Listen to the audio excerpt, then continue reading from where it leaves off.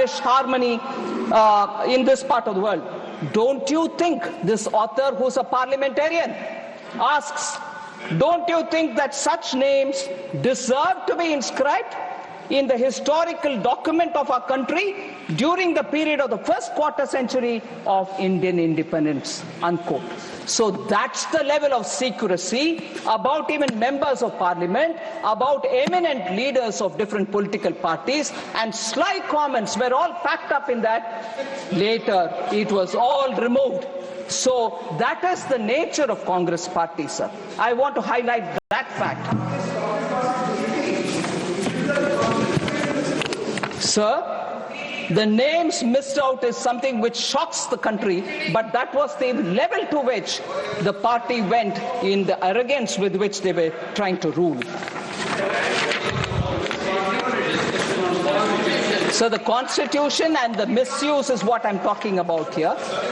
Sir, one more thing, again, on the economic impact of such amendments which they bring in. It's a test for every one of us, whether it is one amendment today or another amendment tomorrow. Does it have an economic intent for the larger economic good, social intent, process, constitutional spirit? Let's see. Let's test each one of our acts, the amendments that we bring in, and then decide whether what we are doing is right. Sir, the Soviet model, which the Congress party copied under Prime Minister Nehru, continued with Indira Gandhi, was a model which did not do any good to this country, sir. See Rajagopalachari, the socialism, that socialism was refashioned as Mahalanobis model, the central command and control structure, the license quota, Raj, were all part of this. And in that, C. Rajagopalachari writes, sir, to the Prime Minister.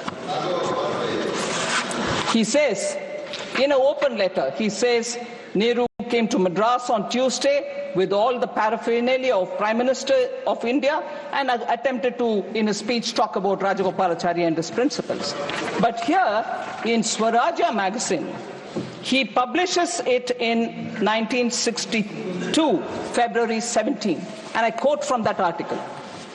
I want an India clear of the atmosphere of fear in which it is now enveloped, 62, where honest men engaged in difficult tasks of production or trade can carry on their occupation without fear of ruin at the hands of officials, ministers, and party bosses.